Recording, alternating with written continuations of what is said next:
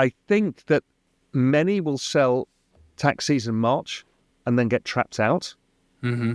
And then they'll expect an early peak, and maybe it does peak. From my liquidity work, it still suggests that it peaks at the end of the year, towards the end of the year. But it depends what happens to liquidity. We look at the business cycle using the ISM survey. It's below 50, which means the manufacturing is still contracting. Even if it went up every single month for 9 months, it's still September next year before you get somewhere near a peak in the business cycle. And crypto tends to that tends to be a rolling top, and crypto tends to have a rolling top around that. We are in an extremely important and exciting period in the ongoing cryptocurrency bull market. The banana zone, Real Vision CEO Raoul Pal's perfectly coined term for this point of the bull market, and what's to come is in full swing, and spirits are high among market participants. Bitcoin, the largest cryptocurrency by market cap, is currently trading above $100,000, with expectations of so much more to come in 2025. In a recent discussion with the New Era Finance podcast, Pal, a renowned macro analyst and former Goldman Sachs executive, outlines important dates to watch out for in 2025, particularly periods during which he feels there will be extreme market volatility in 2025. Pal also addresses the widely debated issue of when the cycle will peak in 2024. There has been much speculation about this, and various analysts have compared this cycle to previous cycles to estimate when prices will peak before we begin the inevitable transition to crypto winter. Some believe we will have an early peak around mid-next year, while others, like Pal, suggest the peak will come much later. During his interview, the renowned macro analyst also discusses the intersection between macro and crypto and how we can expect this intersection to hurry things along or slow them down in 2025. As we bring you clips from this Banana Zone and Macro Masterclass, please take a little time to like this video, subscribe to the channel, and turn on post notifications for more videos like this. Everything you do helps with the YouTube algorithm and immensely contributes to the channel's growth. Thanks, and enjoy the video. Pal begins the interview by addressing speculation that Bitcoin might be too expensive to buy at $100,000, and how long he thinks Bitcoin and other cryptocurrencies can keep climbing higher through the years. The issue is people have this anchoring bias on price. So they think 100 is more expensive than 1. But in this weird world of crypto, everything's fractionizable. So you just should be thinking about what are the percentage potential returns going forwards.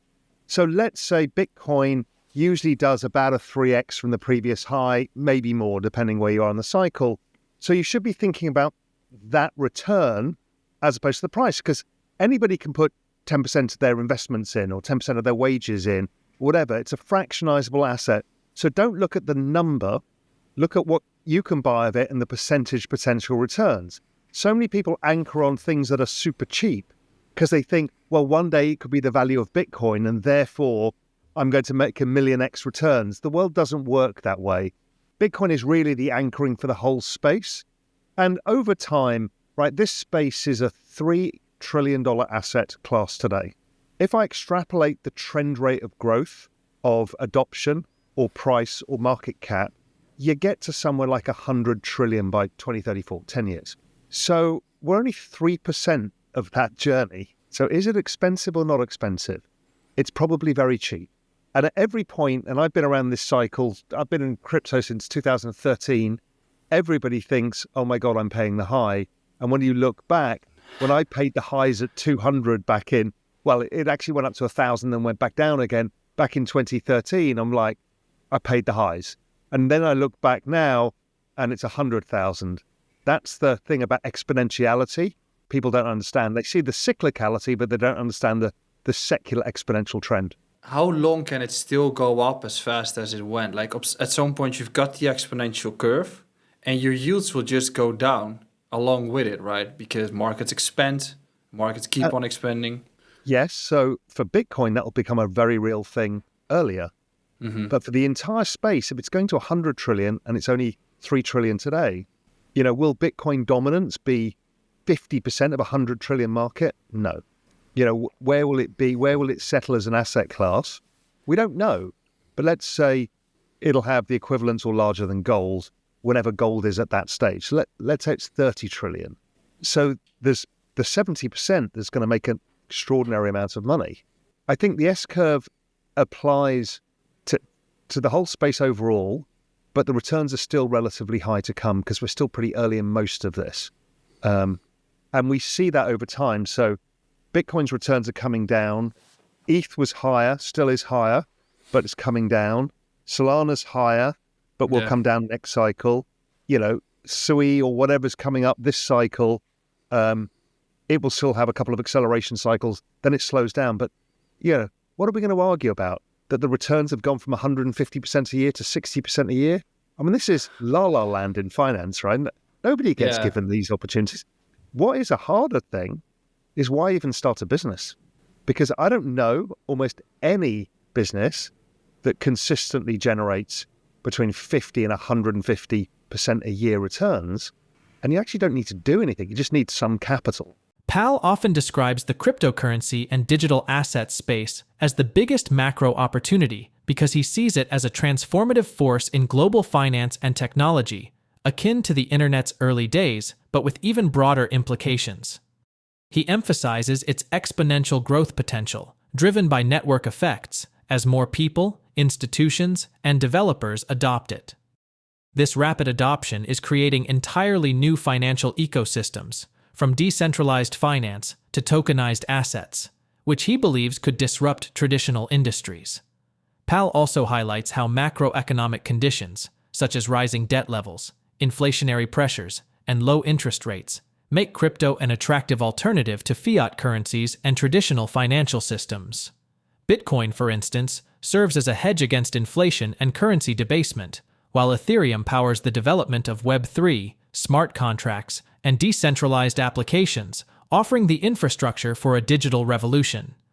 He believes the cryptocurrency market is soon going to be a $100 trillion market, the fastest growth for any asset class in history. To avoid missing out on this grand opportunity, Pal says to pay attention to some important dates in 2025 and beyond. Here are more clips from his interview. Ask most people who were in last cycle, and that was their first cycle, they have tremendous PTSD. Because they looked back on the 2017 cycle, and 2017, the market peaked in March before tax season. It then corrected, so it peaked at 2000. It then kind of corrected, and then it went up.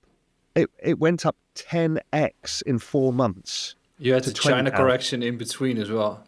So last time, I also thought, okay, we saw the tax season correction, then the rally back up. It was a big correction, down 50. Mm-hmm. Then it shot up, and it's like, okay, it's going to be 2017 again. And it wasn't, because the central banks would start to withdraw liquidity, and the business cycle had been brought forward by the massive liquidity was starting to come away, and that was the end of that.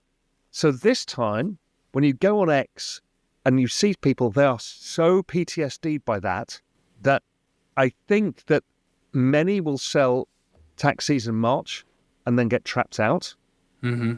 And then they'll expect an early peak, and maybe it does peak. From my liquidity work, it still suggests that it peaks at the end of the year, towards the end of the year. But it depends what happens to liquidity. But if that is the case, I just think the risks are here. And then the risk is 2026 is the people who then sold out, maybe they screwed it up and maybe they got out like I did in 2017 way too early.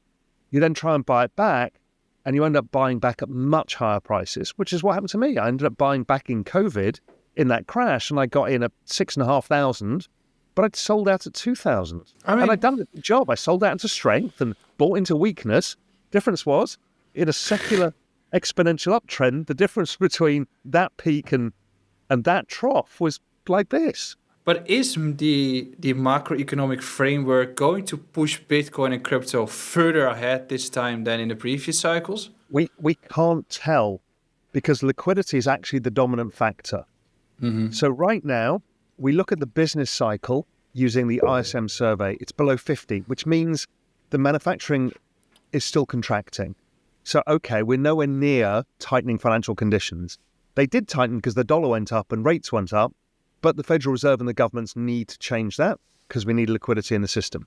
So even if it went up every single month for 9 months, it's still September next year before you get somewhere near a peak in the business cycle. And crypto tends to kind of just That tends to be a rolling top, and crypto tends to have a rolling top around that. So I think it's longer than people imagine. So it's later in the year. Because people are so scarred by last time around again. And if I look at it on a probabilistic basis, when we took off so aggressively in 2023, I'm like, okay, look, there is a chance that we front load the cycle. But then we had a 8-month correction, and that kind of put it back on track.